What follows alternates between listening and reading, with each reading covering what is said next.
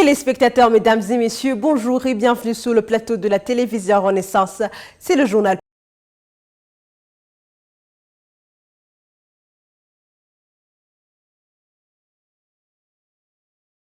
Pacifique Ninahazoué révèle les dernières traces d'un jeune de Cibitoke, Albert Kubgimana, élève au lycée municipal de Cibitoke. Il a été enlevé par les policiers de l'API, dirigé par tristement célèbre Jonas Ndabirinde, un brigadier de la garde présidentielle. Les dernières traces de ce jeune innocent, il a été embarqué dans un pick-up vers le bar Iwawawanu du feu général Adolphe Shimirimana. Les témoins qui se sont confiés à Ndondeza disent avoir entendu des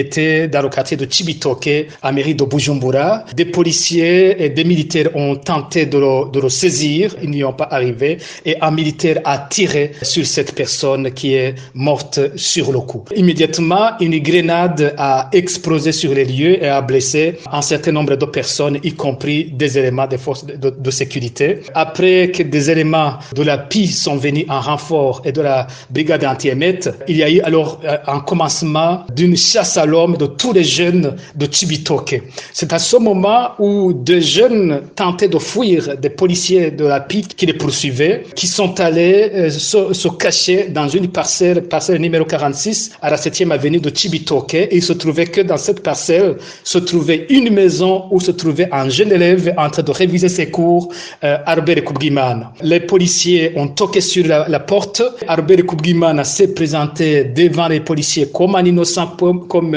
il n'avait jamais participé aux manifestations contre le troisième mandat de Nkurunziza. Il n'appartenait à aucun parti politique. Le jeune élève se disait qu'il ne se reprochait de rien. Il pensait que rien ne pouvait lui arriver. Et pourtant, il a été immédiatement arrêté par les policiers de la PI. Mais d'autres qui étaient restés à l'extérieur ont mentionné que le jeune Albert ne faisait pas partie des deux qu'ils étaient en train de poursuivre. Mais un d'eux a dit, amenez celui-là aussi, il ressemble aux autres, à ces jeunes autres qui nous lancent des grenades.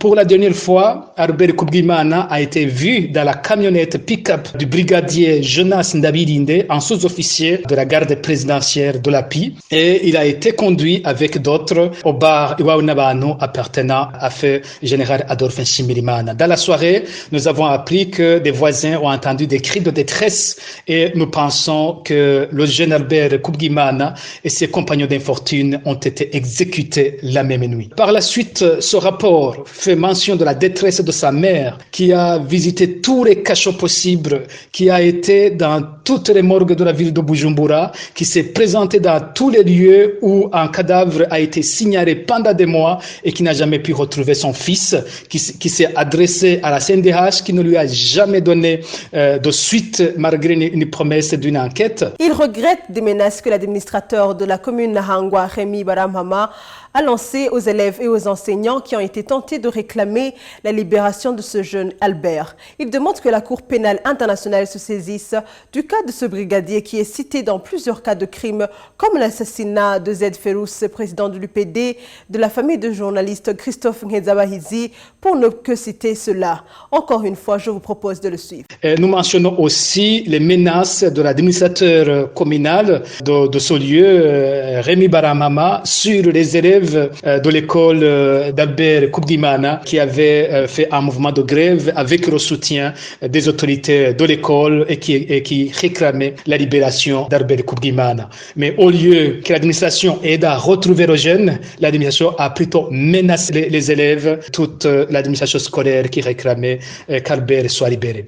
Enfin, le rapport Ndondeza que nous avons sorti aujourd'hui montre l'existence d'un service secret privé parallèle de Pierre Nkurunziza. Donc, en plus du SNR que nous connaissons, des services de renseignement de la police et de l'armée, il existe un autre service de renseignement parallèle au palais présidentiel de Nkurunziza. Des gens jusqu'ici s'étonnaient qu'un brigadier, donc un sous-officier de la police, avait un pick-up, avait une garde, avait des moyens de loin supérieurs à ceux des officiers connus, c'est parce que il appartient à ce système secret de renseignement de Pierre Nkurunziza. Le brigadier Jonas Ndabirinda a été cité dans des crimes extrêmement graves, notamment dans l'assassinat de Zedi Ferouzi, le président de l'IPD, dans l'exécution de Charlotte Mugwaneza, dans l'exécution des membres de la famille du journaliste Christophe Nkezabahizi et dans plusieurs autres cas d'exécution extrajudiciaire, d'assassinat ou de disparition forcée.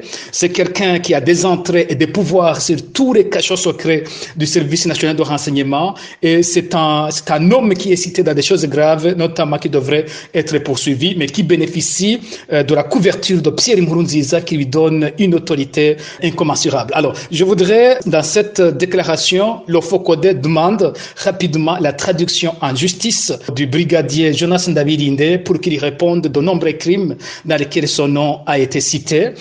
Encore une fois, le FOCODE lance un appel insistant à la Cour pénale internationale pour qu'elle lance rapidement l'enquête sur les crimes commis au Burundi et qu'elle poursuive les auteurs de ces crimes extrêmement graves et qui sont de la compétence de la CPI. De la page des négociations dans le but de trouver une solution à la crise burundaise, il y a encore à faire puisque le médiateur est à l'étape du début de comprendre d'abord le conflit qui oppose les Burundais.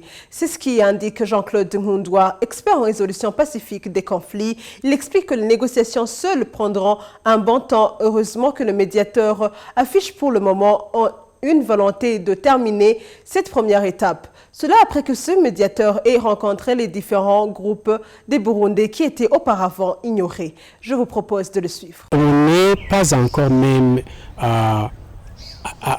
au début des négociations. On est encore à l'étape de consultation. Donc, après les consultations, on va voir à l'analyse du facilitateur. La façon dont il va définir le conflit va déterminer finalement quelle solution il va proposer. Là aussi, c'est là où les Burundais vont engager leurs efforts pour influencer le processus de résolution du facilitateur. Donc, il est encore très tôt, mais on peut dire que jusqu'à cette étape, on peut dire que c'est un peu positif, à part que ça a pris beaucoup de temps. Les Burundais sont fatigués, alors que le facilitateur devrait déjà terminer le travail.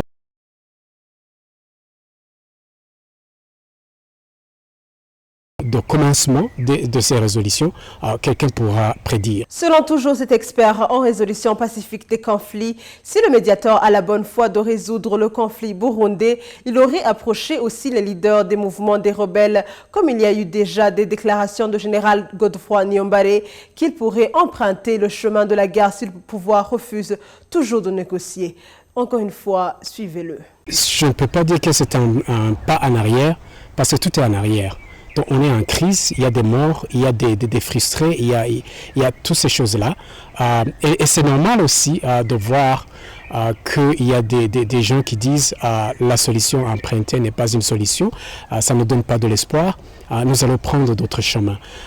Cela parce qu'on est au moment où on peut juger qu'il n'y a pas de bonne volonté pour résoudre les problèmes du Burundi. Mais je pense que c'est au Burundi de faire attention. Parce qu'on a été averti bien avant, quand le président voulait prendre la décision de briguer le troisième mandat, le monde entier a intervenu et lui a averti qu'il y aura beaucoup de conséquences. Et on arrive à un moment où maintenant on ne sait pas si on peut avancer, on peut tourner en arrière, et on regrette, tout le monde regrette aujourd'hui.